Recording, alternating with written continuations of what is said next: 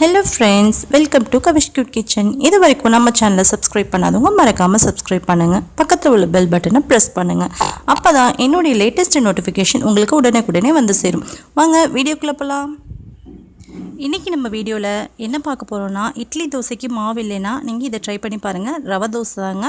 ரவை தோசை இவ்வளோ சூப்பராக கிறிஸ்பியாகவும் ஓட்டையாக வருது எப்படின்னு சொல்லிட்டு பார்க்க போகிறோம். பச்சரிசி மாவு நான் அதில் 1 கப் சேர்த்துருக்கேன். சேம் அதே கப்பில் 1 கப் ரவை சேர்த்துக்கிறேன். ரெண்டும் வந்து ஈக்குவல் அளவில் இருக்கணும். மைதா மாவு வந்து ரொம்ப குறைவாகவும் 2 ஸ்பூன் அளவுக்கு மட்டும் நான் சேர்த்துருக்கேன். இல்லை பாருங்கள், 2 ஸ்பூன் அளவுக்கு நான் இதில் சேர்த்துருக்கேன். ரொம்ப குறைவான அமௌண்ட்டில் தான் இருக்கணும். அதாவது நம்ம எவ்வளோ அளவு எடுத்துக்கிறோமோ அதில் அந்த இதுலேருந்து கால் டம்ளருக்கும் கம்மியான அளவில் எடுத்துக்கணுங்க. இஞ்சி வந்து இது மாதிரி நைஸாக துருவி வச்சுருக்கேன். இந்த இஞ்சி இதில் சேர்த்துக்கலாம். தேவையான அளவுக்கு உப்பு சேர்த்துக்கலாம். 1 ஸ்பூன் ஜீரகம் சேர்த்துக்கலாம்.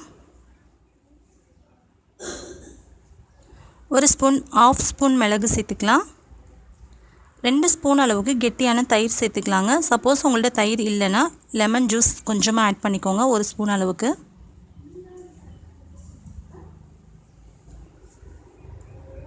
தண்ணி மாதிரி நல்லா கரைச்சிக்கணும்.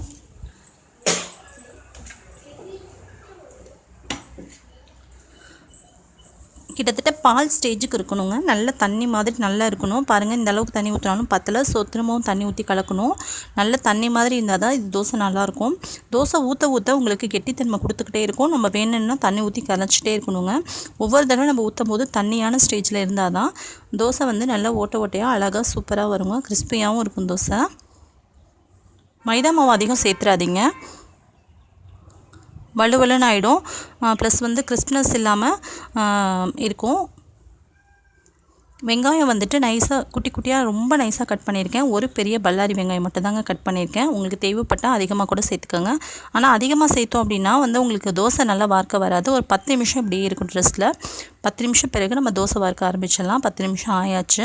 இப்போ மாவு பாருங்கள் இந்த அளவுக்கு தண்ணியாக இருக்குன்னு. இப்போ நம்ம தோசை வார்க்க ஆரம்பிச்சிடலாம். தோசைக்கல் பார்த்திங்கன்னா பயங்கரமான ஹீட்டில் இருக்கணும். அப்போ தான் தோசை இது சூப்பராக வரும். பாருங்கள், தோசைக்கல் நல்லா காஞ்சிட்டு இப்போ எப்படி வருது பாருங்கள் தோசை. இந்த ஓட்டையாக உள்ளே வந்துச்சு அப்படின்னா தான் ரவை தோசைக்கு நம்ம கரெக்டான பொசிஷனில் மாவு கரைச்சிருக்கோன்னு அர்த்தங்க. நெய் சேர்த்துக்கலாம். நீங்கள் தேவைப்பட்ட நல்லெண்ணெயோ ஆயில் கூட சேர்த்துக்கலாங்க.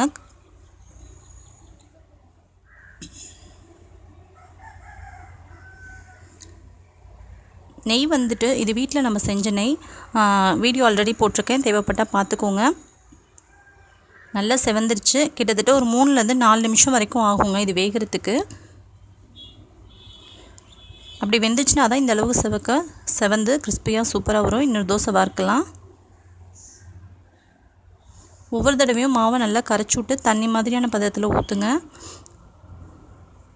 அவ்வளவுதான். இப்போ பாருங்கள், நல்லா செவந்து வந்துடும் தோசை. ஒரு 3லேருந்து 4 நிமிஷம் டைம் கொடுங்க வேகிறதுக்கு. எண்ணெய் ஃபுல்லாக ஸ்ப்ரெட் பண்ணிடுங்க. இப்போ நான் நெய் ஸ்ப்ரெட் பண்ணுறேன், நீங்கள் எது வேணாலும் ஸ்ப்ரெட் பண்ணிக்கலாம். நல்லெண்ணெயாக இருந்தாலும் ஆயிலாக இருந்தாலும் கொஞ்சம் அதிகமாக சேர்த்துக்கோங்க. நல்லா செவந்து வந்துடுச்சு. இது ரொம்ப கிறிஸ்பியாகவும் சூப்பராகவும் டேஸ்ட்டாகவும் இருக்கும். நீங்களும் வீட்டில் ட்ரை பண்ணி பாருங்கள். இந்த வீடியோ உங்களுக்கு பிடிச்சிருந்தா ஒரு குட்டி லைக் கொடுத்துட்டு ஷேர் பண்ணுங்கள். உங்களுடைய கருத்துக்களை கமெண்ட் பாக்ஸில் தெரிவிங்க. இதுக்கு தேங்காய் சட்னி சூப்பரான டேஸ்ட்டாக இருக்குங்க. மிளகாய் சட்னி நான் எனக்கு கரைச்சிருக்கேன், இதுவும் செம்மையாக இருக்கும். நீங்களும் ட்ரை பண்ணி பாருங்கள் ஃப்ரெண்ட்ஸ். தேங்க்யூ ஃபார் வாட்சிங். மறக்காமல் சப்ஸ்கிரைப் பண்ணுங்கள் நம்மளுடைய சேனலை. சப்ஸ்கிரைப் வந்து முற்றிலும் ஃப்ரீ தான். இது வரைக்கும் நிறைய பேர் சப்ஸ்கிரைப் பண்ணாமல் பார்த்துட்ருக்கீங்க. தயவுசெய்து சப்ஸ்கிரைப் பண்ணிவிட்டு பாருங்கள். Thank you friends.